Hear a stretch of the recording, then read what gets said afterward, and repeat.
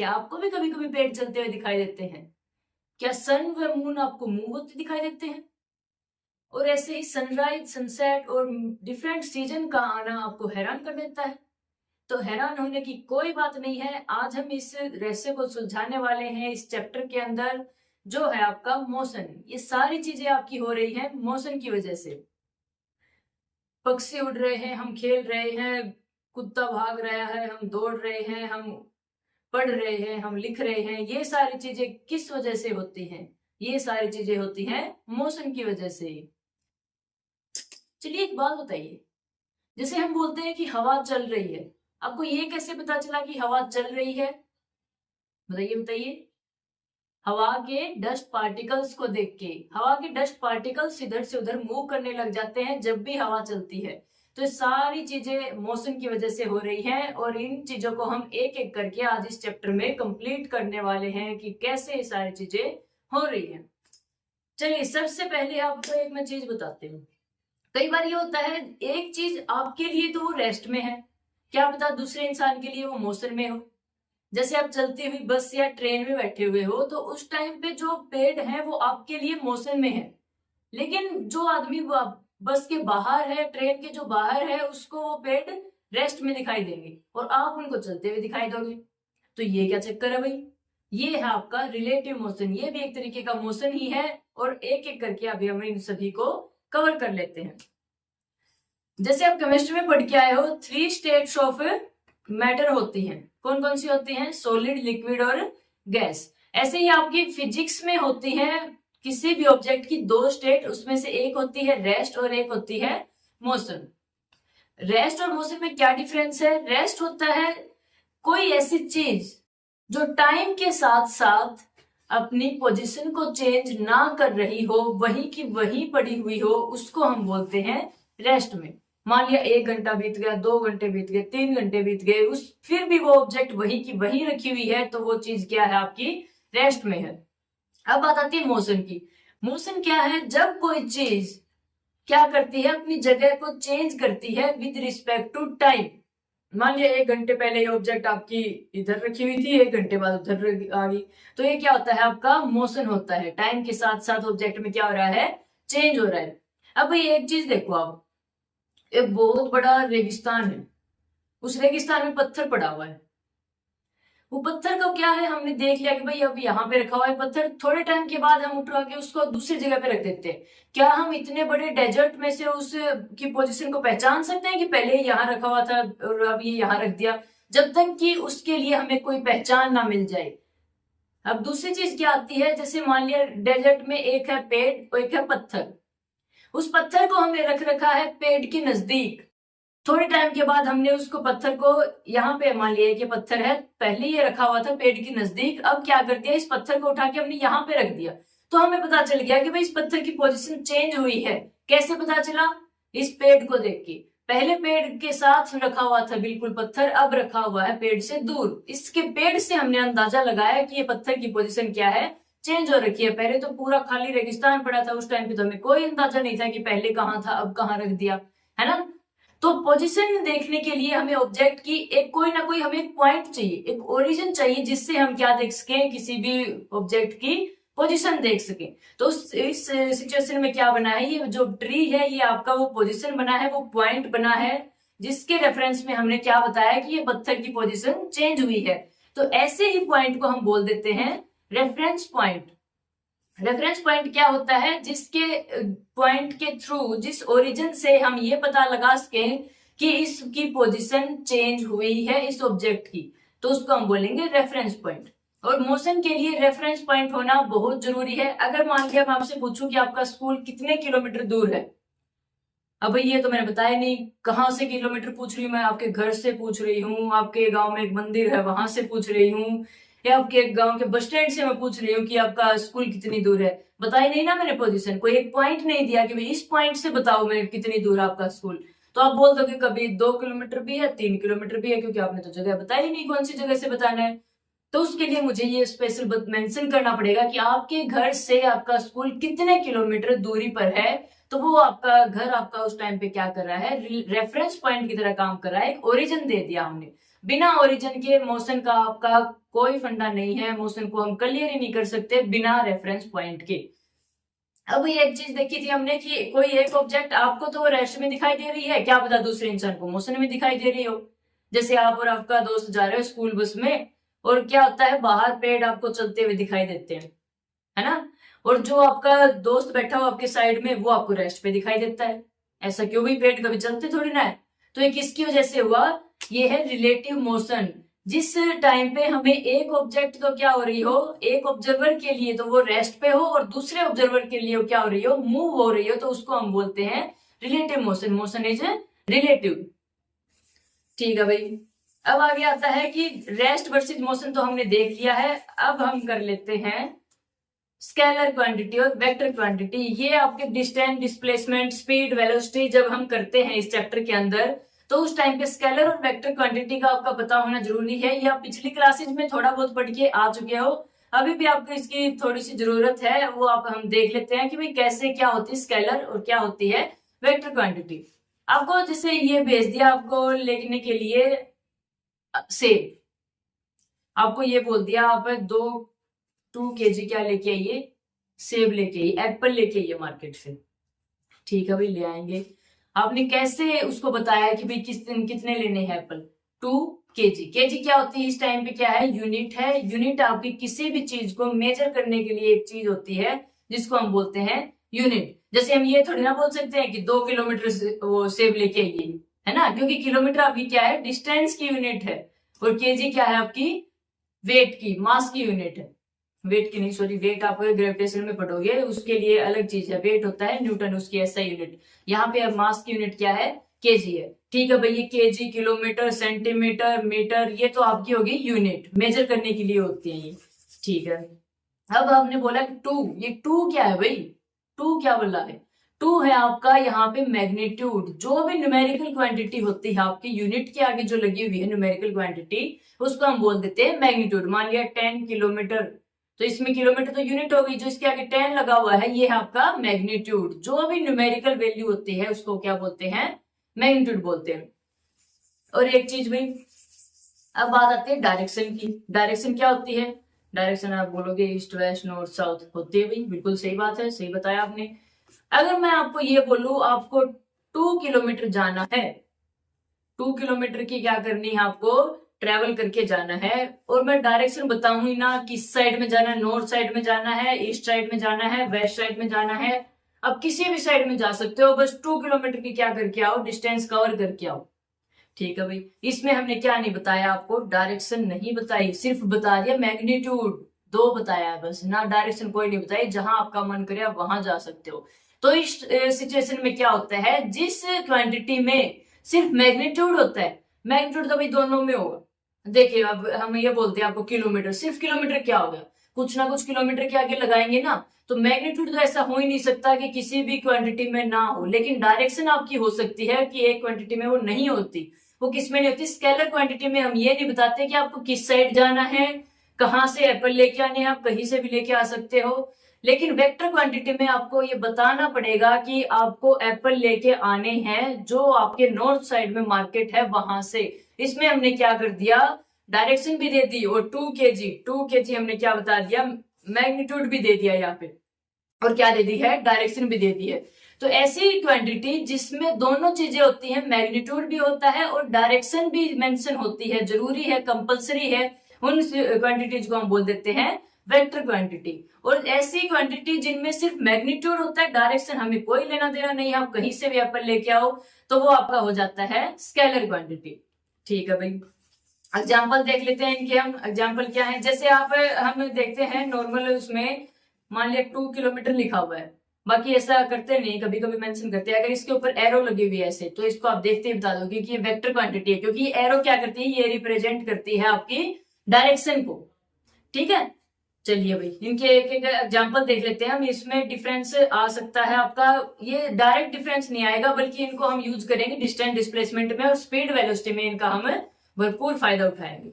चलिए भाई, जो आपकी डिस्टेंस होती है ये क्या होती है? स्केलर क्वांटिटी होती है, वो थोड़ी देर में देखेंगे हम कैसे। टाइम होता है, अभी टाइम की हमें कोई वो नहीं होती।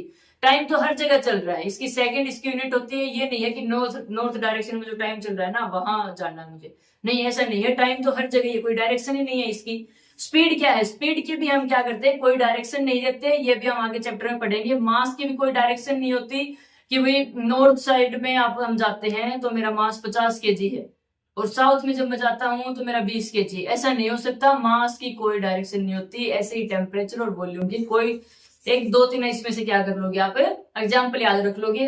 अब इसके वेक्टर के देख लेते हैं। जो डिस्प्लेसमेंट है, वेलोसिटी है, एक्सेलरेशन है, फोर्स है, मोमेंटम है, इनकी क्या होती है, डायरेक्शन भी हमें दी होती है। इसीलिए क्या होगी ये वेक्टर क्वांटिटी। जैसे आप इस डायग्राम में देख रहे हो, ये जो एक कार है आपकी, ये जा रही है 45 किलोमीटर पर आवर की स्पीड से। भाई जा रही है, ठीक है, नहीं ये बताएगा किस डायरेक्शन में जा रही है, हमें कोई नहीं, कुछ नहीं बताएगा। इसीलिए क्या होगी, स्केलर क्वांटिटी होगी। और यहाँ पे हम दे दिया ये एक्स एक्सिस दे, वाई एक्सिस दे दिया, ये एक्स एक्सिस दे दिया, और ये यहाँ पे जो एरो लगा रखा है इसने ये बता दिया इस डायरेक्शन में जाना है इस कार को, है ना। तो यहाँ पे क्या हो गया, इसकी मैग्नीट्यूड भी हो गया 45 और इसकी डायरेक्शन भी दे दी हमने 40 डिग्री एक्स एक्सिस से 40 डिग्री की आपको कि इसमें जाना है, डायरेक्शन में जाना है। तो ये आपकी होगी वेक्टर क्वांटिटी। आई होप आपको यहाँ तक समझ में आ गया होगा। अगर यहाँ तक समझ में आ गया है तो इस चैप्टर में कुछ भी नहीं है। इस चैप्टर में भाई ज्यादातर आपके न्यूमेरिकल्स आते हैं और न्यूमेरिकल्स तो इतने, जी हाँ, आप ऐसे ऐसे उड़ा दोगे बिल्कुल आसानी से, कोई दिक्कत नहीं है। थ्योरेटिकल पार्ट इसमें थोड़ा ही है, ज्यादा नहीं है। डिस्टेंस डिस्प्लेसमेंट में डिफरेंस आ गया, स्पीड वेलोसिटी में डिफरेंस आ गया, कुछ डिस्टेंस टाइम में आपका क्या पूछ लेते हैं, ग्राफ पूछ लेते हैं, ऐसे वेलोसिटी टाइम में ग्राफ पूछ लेते हैं। एक एक नंबर के क्वेश्चन आ सकते हैं। और मेन तो आपका 2 से 3 नंबर के क्या आएंगे, इसमें न्यूमेरिकल्स ही आएंगे, वो हम डिफरेंट पार्ट्स में कवर कर लेंगे। आज हम पूरा चैप्टर नहीं करेंगे क्योंकि एकदम से पूरा चैप्टर आपका बड़ा हो जाएगा, इसीलिए हम इनको पार्ट्स में डिवाइड करके करेंगे ताकि आपको आसानी से समझ में आ सके। अब हम चलिए देख लेते हैं डिस्टेंस और डिस्प्लेसमेंट के बीच का क्या देख लेते हैं, डिफरेंस देख लेते हैं।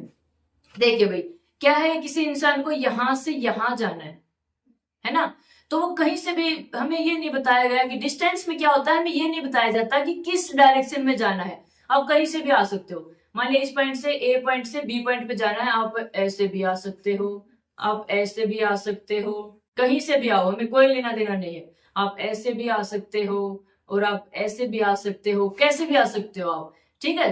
तो एक्चुअल पाथ आप कितना कवर करके आए, यहां से यहां आने के लिए एक्चुअल में आपने कितना पाथ कवर किया, उसको हम बोलते हैं डिस्टेंस, ठीक है। और डिस्प्लेसमेंट क्या होती है, डिस्प्लेसमेंट होती है एक पॉइंट से दूसरे पॉइंट में जाने के लिए शॉर्टेस्ट पाथ। कई बार होता है हम शॉर्टकट ले लेते हैं, तो वो होता है आपका डिस्प्लेसमेंट। इसको हम भाई जल्दी से जल्दी कैसे पहुंच सकते हैं इस रास्ते पे। मान लिया आपका ये देखो, ये नीचे वाले डायग्राम में दिखाई दे रहा है आपको शॉर्टकट दिस वे। यहाँ से क्या है, एक तो यहाँ से अगर हम घूम के जाते हैं तो ये आपकी होगी डिस्टेंस होगी। इसका हमने क्या निकाल लिया, शॉर्टकट निकाल लिया कि भाई ये छोटा पड़ेगा रास्ता, यहाँ से चलते हैं। तो जब भी आप छोटा रास्ता ढूंढने की कोशिश करते हो तो वो होता है आपका डिस्प्लेसमेंट।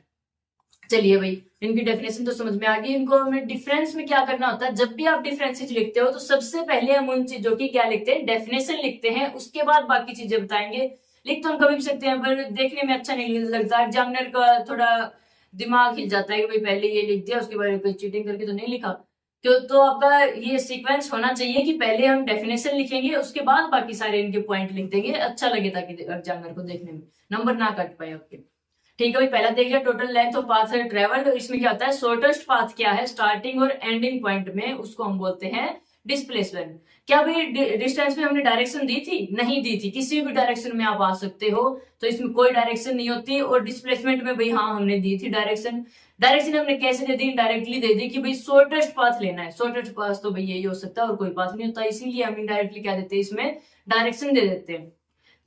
क्या आपका जो डिस्टेंस है वो पाथ टेकन पे डिपेंड करता है, नहीं करता, सॉरी करता है, डिस्टेंस करता है, डिस्प्लेसमेंट नहीं करता, ठीक है।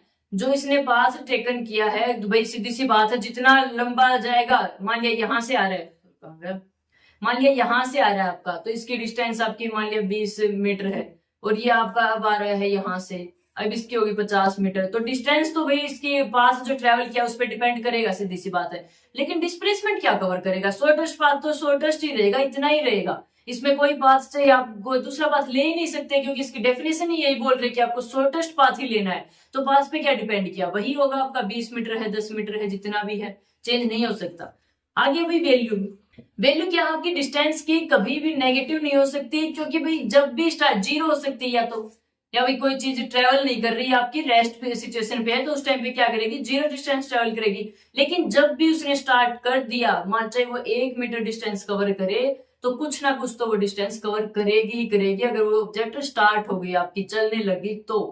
अब डिस्प्लेसमेंट में क्या होता है भाई, ये नेगेटिव भी हो सकता है। नेगेटिव क्यों होगा भाई, ये थोड़ी ना हो सकता है कि -10 मीटर कवर कर रही है, ऐसा तो नहीं हो सकता। बिल्कुल हो सकता है ऐसा। ये माइनस किसकी वजह से आता है, ये माइनस आता है डायरेक्शन की वजह से आता है। ठीक है, अगर मैं ये बोलूं कि आपको जाना है 10 किलोमीटर, डिस्प्लेसमेंट कवर करनी है इन नॉर्थ डायरेक्शन, ठीक है, नॉर्थ डायरेक्शन में हमने दे दिया, तो लेकिन डायरेक्शन तो इसकी बता दी और डायरेक्शन को आपने फॉलो नहीं किया, आप जाने लगे 10 किलोमीटर साउथ डायरेक्शन में, शॉर्टेस्ट पाथ। इतना 10 मीटर बोला भाई, 10 किलोमीटर जाना आपको, पहले बोला नॉर्थ डायरेक्शन में जाओगे, ठीक है भाई, लेकिन ये जाने लग गया साउथ डायरेक्शन में, उसकी अपोजिट डायरेक्शन इसने क्या कर ली, कवर करने लग गया वो। इस टाइम पे क्या हो सकता है, आपकी डिस्प्लेसमेंट क्या है, वो नेगेटिव हो सकती है। बाकी पॉजिटिव और जीरो तो आपकी हो ही सकती है। जीरो जब भी ये ट्रेवल नहीं करेगा, पॉजिटिव जब थोड़ा वो ट्रेवल कर लिया, तो सेम डायरेक्शन में जो आपको दी गई है उसमें। तो माइनस जहां भी आपको दिखाई देता है, ये माइनस आगे एक्सेलरेशन में भी आएगा, उसमें क्या होता है, माइनस डिस्टेंस सॉरी डायरेक्शन की वजह से आता है। ठीक है, एग्जाम्पल देख लेते हैं भाई। एग्जाम्पल तो कोई भी ले सकते हो आप, जैसे जॉगिंग कर रहे हैं अराउंड ट्रैक के, जो लॉन्गर ट्रैक है उसके अराउंड हम वो कर रहे हैं, जॉगिंग कर रहे हैं। कोई ऐसे बच्चे भी होते हैं जो शॉर्टकट मार जाते हैं कि भाई किसी को पता ना चले और मैं यहाँ से निकल जाता हूँ, ज्यादा लंबा जाना पड़ेगा, तो उस टाइम पे क्या हो जाता है, कोई भी स्ट्रेट पाथ जो आपने कवर किया है, शॉर्टेस्ट पाथ है, उसको हम बोल देते हैं डिस्प्लेसमेंट बोल देते हैं। आगे देख लेते हैं भाई। आगे आपका मोशन आप पढ़ के आ चुके हो। मोशन क्या होता है, जब भी कोई ऑब्जेक्ट अपनी पोजीशन चेंज करती है with respect to reference point और विद रिस्पेक्ट टू टाइम, उसको हम बोलते हैं यूनिफॉर्म, सॉरी उसको हम बोलते हैं मोशन। अब हम देखते हैं मोशन के टाइप, उसमें होते हैं दो टाइप, एक होता है यूनिफॉर्म और दूसरा होता है नॉन यूनिफॉर्म मोशन। अब इनकी डेफिनेशन देखनी है, हमें एग्जांपल देखना है। आज की वीडियो में बस हम इतना ही करेंगे, बाकी आगे हम करेंगे आने वाली वीडियोस में। सबसे पहले हम देख लेते हैं इनकी डेफिनेशन क्या होती है। भाई एक चीज बताइए आप, डिस्टेंस का फॉर्मूला क्या होता है, स्पीड गुणा टाइम। पढ़ के आ चुके हो तो बच्चों वाले क्वेश्चन है ना, ठीक है भाई। अब हमने मोशन को क्या पढ़ा कि कोई चीज क्या कर रही है, पोजीशन चेंज कर रही है विद रिस्पेक्ट टू टाइम, ठीक है भाई। पोजीशन चेंज कर रही है मतलब कोई ना कोई क्या कर रही है, डिस्टेंस कवर कर रही है विद रिस्पेक्ट टू टाइम। जब भी हम बोलते हैं तो अपॉन में बोलते हैं, इज इक्वल टू क्या आ गया, स्पीड आ गया, ठीक है। इस चीज से हमें क्या समझ में आया कि जब कोई भी ऑब्जेक्ट, कोई भी बॉडी आपकी मूव कर रही है इक्वल डिस्टेंस से, इक्वल डिस्टेंस से मूव कर रही है in equal interval of time, equal interval of time, दोनों चीजों की बात करनी है, डिस्टेंस की और टाइम की, ठीक है। तो उस टाइम पे क्या होता है, आपका मोशन जो होता है वो यूनिफॉर्म मोशन होता है। मान लिया फर्स्ट 2 सेकंड में आप कवर कर रहे हो 2 metre distance, 2 metre distance cover की 2 सेकंड में, फिर आगे आने वाली 2 सेकंड में भी आपने क्या की, 2 मीटर, फिर 2 सेकंड में क्या की, 2 मीटर, फिर 2 सेकंड में क्या की, 2 मीटर। ऐसा जो मोशन होता है जिसमें same distance, equal distance travel की जाती है इक्वल इंटरवल ऑफ टाइम में, उसको हम बोल देते हैं यूनिफॉर्म मोशन। अब सीधी सी बात है भाई, हर टाइम पे आपकी स्पीड क्या आ रही है, 1 आ रही है, इसमें भी 1 आ रही है, डिस्टेंस को टाइम करेंगे तो इसमें भी 1 आ रही है, इसमें भी 1 आ रही है, तो स्पीड आपकी क्या रहती है इस सिचुएशन में, कांस्टेंट स्पीड रहती है। तो हम बोल सकते हैं यूनिफॉर्म मोशन को ही हम क्या बोल देते हैं, कांस्टेंट स्पीड बोल देते हैं, ठीक है भाई। आगे क्या होता है कि जो भी आपकी स्पीड है, मान लिया वो कांस्टेंट रहती है, कहां पे, जो स्ट्रेट लाइन में आपका कोई मोशन हो रहा है उसमें क्या होती है, जो स्पीड आपकी वो कांस्टेंट रहेगी, तो उस टाइम पे हम बोल देते हैं कांस्टेंट वेलोसिटी बोल देते हैं उसको, क्योंकि एक डायरेक्शन स्ट्रेट लाइन में बता दी हमने, उसको डायरेक्शन दे दी है, तो उस टाइम पे हम क्या बोल देंगे, इसको कांस्टेंट वेलोसिटी भी बोल देते हैं। अब इनका वेलोसिटी टाइम जब ग्राफ देखोगे उस टाइम पे समझोगे इनको ढंग से। अब जीरो एक्सेलरेशन आता है आपका। जीरो एक्सेलरेशन क्या होता है, जब भी कोई ऑब्जेक्ट यूनिफॉर्म मोशन में जा रही है और एक स्ट्रेट लाइन में भाई कोई ना कोई एक्सेलरेशन की आपकी वेक्टर क्वांटिटी है, तो कोई ना कोई डायरेक्शन तो इसकी देनी पड़ेगी। तो क्या होगा, कोई भी ऑब्जेक्ट यूनिफॉर्म मोशन से जा रही है, मतलब क्या है उसमें यूनिफॉर्म मोशन है, इसको हम क्या बोल देते हैं, कांस्टेंट स्पीड बोल सकते हैं, या फिर अगर स्ट्रेट लाइन में जा रही है तो उसको कांस्टेंट क्या बोल सकते हैं, वेलोसिटी बोल सकते हैं। यहाँ पे पढ़ के आए हम। अगर इसमें जीरो एक्सेलरेशन में क्या बोल रहा है, अगर कोई भी ऑब्जेक्ट आपकी स्ट्रेट लाइन में जा रही है और वो है यूनिफॉर्म मोशन में, तो उस टाइम पे एक्सेलरेशन आपका होगा 0। ठीक है, इसको डिटेल में हम आगे आने वाली वीडियो में पढ़ेंगे जब हम एक्सेलरेशन को पढ़ेंगे। अब हम एग्जांपल देख लेते हैं। एग्जांपल पढ़ के हमने देख लिया है, जब भी कोई कार ट्रेवल कर रही है आपकी 60 किलोमीटर पर हावर से 60 किलोमीटर को कवर करने के लिए इन 1 आवर, तो ये का क्या हो जाएगा, यूनिफॉर्म मोशन हो जाएगा। हर टाइम पे आपकी क्या हो रही है, 60 किलोमीटर की पर आवर की स्पीड से ही चल रही है और 60 किलोमीटर कवर कर रही है। तो एक उस पर क्या हुआ आपका, आगे इनको हमने देख लिया है यूनिफॉर्म मोशन। आगे हम देख लेते हैं non uniform motion. Non uniform motion क्या होता है भाई, नाम से पता चल रहा है, जिसमें स्पीड क्या नहीं होगी, कांस्टेंट नहीं होगी, चेंज हो रही होगी। स्पीड कांस्टेंट कैसे नहीं होगी भाई, स्पीड कैसे निकाली थी हमने पहले पिछले वीडियो में, पिछले टॉपिक में हमने क्या किया था कि 2 मीटर कवर कर रही थी 2-2 सेकंड में, है ना। अब हम देख लेते हैं, मान लिया फर्स्ट 2 सेकंड में ये कर रहा है 2 मीटर, आगे आने वाली 2 सेकंड में ये कर रहा है 4 मीटर, आगे आने वाली 2 सेकंड में ये कर रहा है 6 मीटर और आगे आने वाले 2 सेकंड में कर रहा है 8 मीटर। तो क्या हो रहा है, चेंज हो रहा है, लेकिन टाइम क्या आपका इक्वल है। इक्वल टाइम में क्या कर रहा है, डिस्टेंस है, ये डिस्टेंस क्या हो रही है आपकी, अनइक्वल डिस्टेंस कवर हो रही है इक्वल टाइम में। तो भाई स्पीड आपकी इस टाइम इसमें तो आई 1 मीटर पर सेकंड, इसमें आई 2 मीटर पर सेकंड, इसमें 3 मीटर पर सेकंड, इसमें 4 मीटर पर सेकंड। स्पीड क्या हो रही है आपकी, चेंज हो रही है, चेंजिंग हो रही है स्पीड में। ठीक है, तो ये आपका हो जाएगा, जब भी अनइक्वल डिस्टेंस ट्रेवल करता है इक्वल इंटरवल ऑफ टाइम में, तो वहां पे क्या हो जाएगा, नॉन यूनिफॉर्म मोशन हो जाएगा। इसमें क्या होती है, वेरिड स्पीड होती है, अलग अलग हमने एग्जांपल से यहाँ पे देख लिया है। तो चलिए आज की वीडियो में बस इतना ही। आगे हम करेंगे इस आने वाली वीडियो में स्पीड और वेलोसिटी के बारे में, और वेलोसिटी से रिलेटेड आपका आता है एक्सेलरेशन के बारे में। ऐसे ही जैसे आपका uniform motion non uniform motion था, ऐसे यूनिफॉर्म एक्सेलरेशन और नॉन यूनिफॉर्म क्या होता है आपका, एक्सेलरेशन होता है। उसमें थोड़ा सा डिफरेंस है बस। यूनिफॉर्म मोशन अगर आपको याद है तो यूनिफॉर्म एक्सेलरेशन बिल्कुल याद हो जाएगा। और उससे आगे हम करने वाले हैं स्टेट ऑफ मोशन, कौन कौन सी है इक्वेशन है मोशन की 3, उसके बारे में हम बात करने वाले हैं। तो अगर आपको किसी वीडियो से रिलेटेड पीडीएफ चाहिए, इस चैप्टर से रिलेटेड नोट्स चाहिए, तो आप हमारी साइट पे विजिट कर सकते हो, जो है उपनिषद-institute.in। तो चलिए मिलते हैं आपसे नेक्स्ट वीडियो में एक नए टॉपिक के साथ।